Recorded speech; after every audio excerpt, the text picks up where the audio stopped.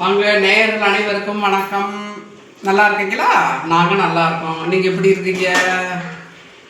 சரிங்க. இன்னைக்கு வந்து நம்ம முட்டை குழம்பு செஞ்சு பார்க்கலாம். வர்றீங்களா? பார்க்கலாம். சரிங்க, முட்டை குழம்பு ஆரம்பிக்கலாம். இந்த முட்டை எடுத்து வச்சுருக்கோம். இந்த இது வந்து வெங்காயம் இந்த வதக்கி வச்சுருக்கேன். கொஞ்சம் போல் வெங்காயம் கசகசாக எண்ணெய் நல்லெண்ணெய் ஊற்றி வெங்காயம் வதக்கி வச்சுருக்கோமா? இதை அரைச்சிக்கலாம். இது வந்து இது அரைக்கிறதுக்கு தேங்காய் கொஞ்சம் அரைச்சி ஊற்றணும், அப்போ தான் நல்லாயிருக்கும். வந்து கொஞ்சம் பட்டை, 2 ஏலக்காய், கொஞ்சம் கிராம்பு, கொஞ்சம் பூவு, கொஞ்சம் கல்பாசம் எடுத்து வைக்கல, கொஞ்சம் கல்பாசம் இதில் வச்சு தேங்காயை அரைச்சி விழுது எடுத்துக்கலாம். சரிங்களா? பின்னாடி இதை வந்து இது தாளிக்கிறதுக்கு எண்ணெய் ஊற்றி வெங்காயம், கொஞ்சோண்டு சோம்பு, கொஞ்சம் ஒரு 2-3 கிராம்பு, ஒரு 4 பச்சை மிளகா, இன்னும் பிரியாணி இலை 2, தக்காளி இதெல்லாம் போட்டு வதக்கி நம்ம குழம்பு வச்சுக்கலாம். இப்போ இதெல்லாம் அரைக்கிறேன். சரிங்களா? சரிங்க. நம்ம வந்து இப்போ குழம்ப ஆரம்பத்திலே தாளிச்சு விட்டுறலாம். நல்லெண்ணெய் ஊற்றிக்கலாம்.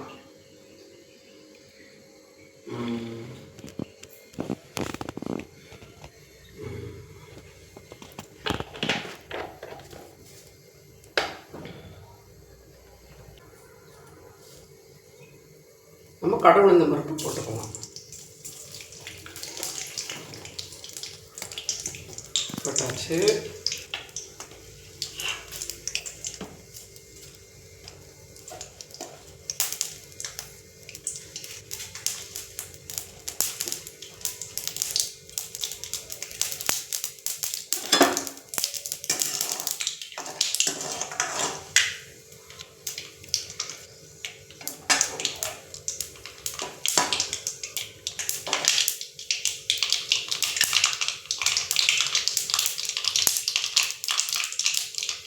நல்லா பொடிஞ்சிருச்சு பாருங்கள். நம்மளுடைய பிரியாணி இலையை 2 போட்டுக்கலாம். அடுத்து 4 கிராம்பு எடுத்து வச்சுக்கலாம். அந்த கிராம்பு கொஞ்சோண்டு சோம்பு போட்டுக்கலாம். இதை போட்டு இதை நல்லா வாசம் வந்த உடனே நம்ம பச்சை மிளகாய், வெங்காயம்,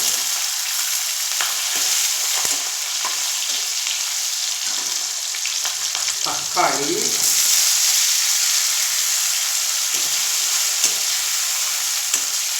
இதெல்லாம் போட்டு நல்லா வதக்கிடலாம்.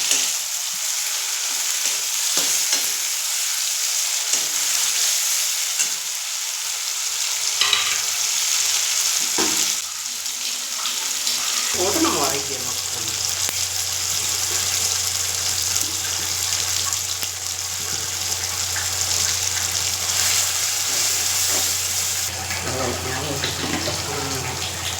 எல்லாம்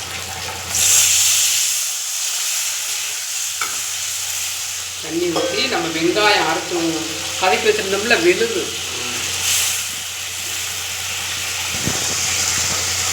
போட்டுக்கணும்.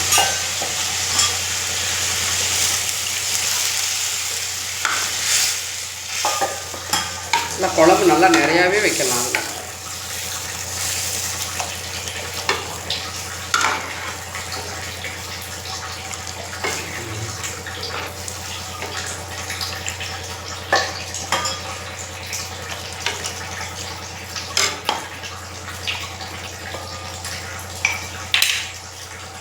உப்பு போட்டுக்கலாம்.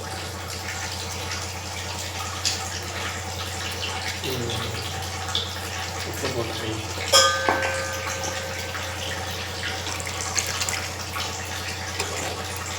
நல்லா கொதிச்சு வெந்த உடனே நம்ம வந்து தேங்காய் அரைச்சி வச்சுருக்கோம்ல, அந்த தேங்காயை போட்டுட்டு அப்புறம் இறக்க போகும்போது ஒரு 4 முட்டையை நல்லா உடச்சி ஊற்றி விட்டோம்னா அதுதாங்க முட்டை குழம்பு.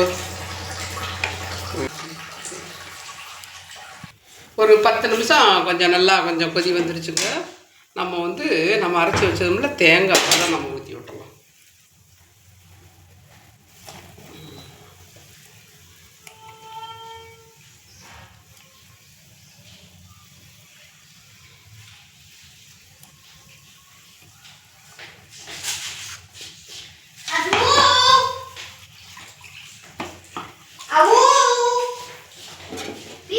ஓகே.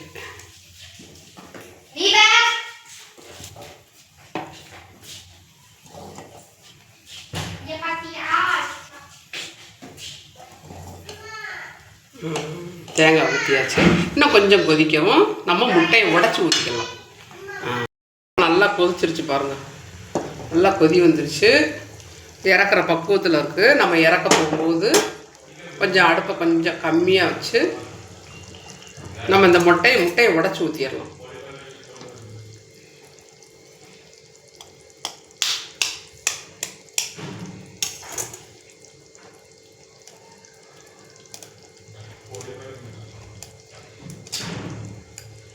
அப்படியே கும்மியில் ஊற்றினாதே அதை உடையாமல் இருக்கும்.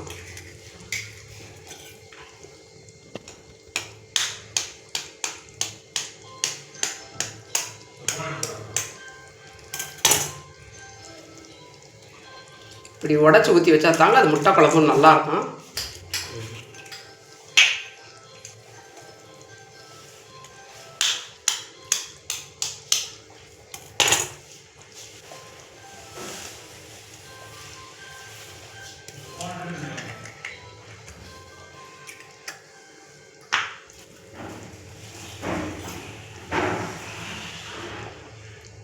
போதும்.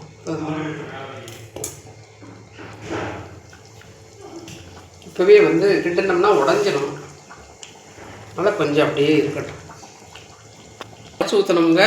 4 முட்டை வேக வச்சு போட்டு விட்டுறலாம். அதையும்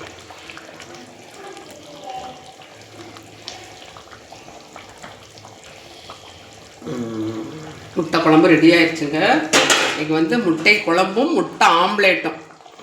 கொஞ்சம் நேரம் கொதி வரவும் இறக்கிடலாம். அவ்வளோதான். அவ்வளோதாங்க, முட்டை குழம்பு வச்சாச்சு. இருந்துச்சு இந்த பாருங்க. இது நம்ம உடச்சி ஊற்றின முட்டை பார்த்திங்களா, அப்படியே இருக்குது. அப்படியே எடுத்து சாப்பிட்டா நல்லாயிருக்கும். இது வந்து நம்ம வேக வச்சு போட்ட முட்டை. நல்லா இருக்குங்க. இது மாதிரி வச்சு சாப்பிட்டு பாருங்கள். குழம்பு ஓகே, ரெடி ஆயிடுச்சு. அடுப்பை ஆஃப் பண்ணிடலாம். முடிச்சிடலாம். வாங்க எல்லோரும் வாங்க சாப்பிட்லாம். சாப்பிட்டு பார்த்துட்டு இது மாதிரி நீங்களும் வைங்க, வச்சு சாப்பிட்டு பார்த்துட்டு எப்படி இருக்குன்னு சொல்லுங்கள். எல்லோரும் வாங்க சாப்பிட்லாம். உங்களை விட்டுட்டு சாப்பிட்றோம், கஷ்டமாக இருக்குது.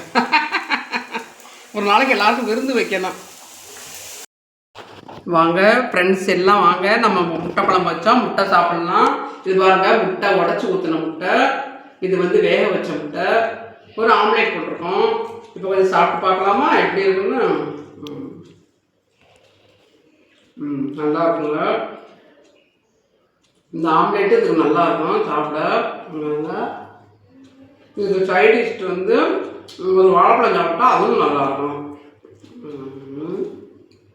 இந்த குழம்புல வெந்த முட்டை பாருங்க, அந்த உடச்சி ஊற்றின முட்டை ரொம்ப நல்லாயிருக்கும்.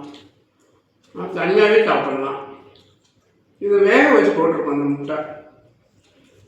இது பாருங்க இப்படி இருக்குன்னு பாருங்க. அந்த முட்டை வேக வச்ச முட்டை.